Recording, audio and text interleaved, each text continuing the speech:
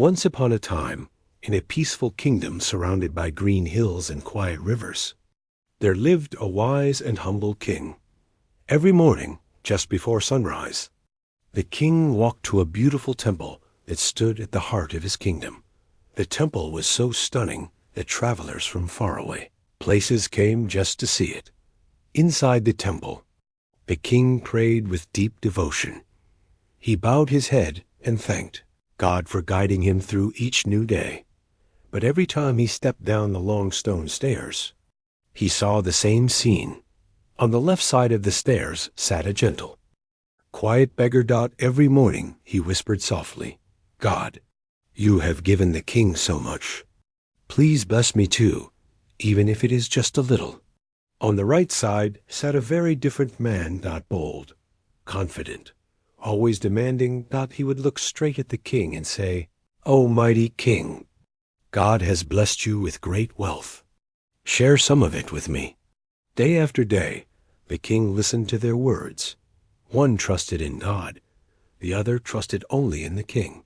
The difference stayed in his mind. One evening, after returning from his daily prayers, the king sat in his chamber, watching the sunset. And suddenly, a thought came to him. He smiled and called for his minister. The king said, "Tomorrow morning, I will be traveling outside the kingdom.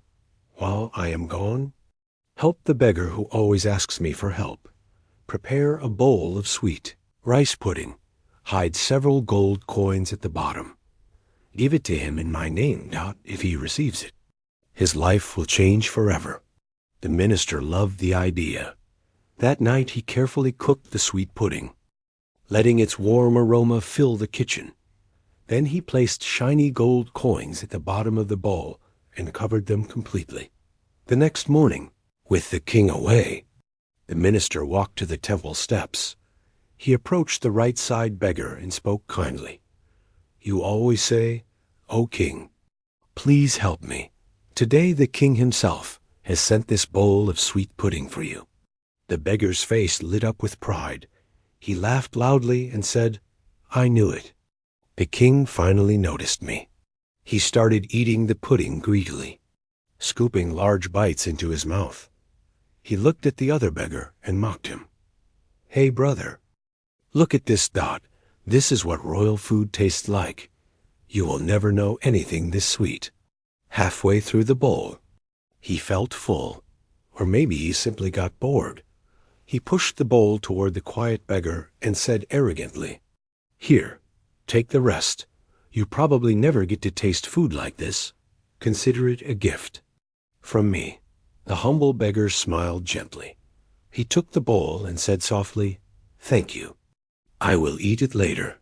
He carried it home, grateful even for leftovers. That evening, he warmed the pudding and ate slowly. After a few spoonfuls, he heard a small clink at the bottom of the bowl. Then another. Confused, he looked inside and froze. There, shining under the last layer of pudding, were gold coins, more than he had ever seen in his entire life. Tears filled his eyes immediately. He looked upward and whispered, "Thank you, God. You heard me. You truly heard me." From that day forward, his life changed. He stopped begging. He bought simple clothes. He rented a small space in the marketplace. He began selling fruits and earning an honest living. And every morning, he returned to the temple not to ask for blessings, but to give thanks. A week later, the king returned from his journey. He visited the temple, and Honta looked for the two beggars.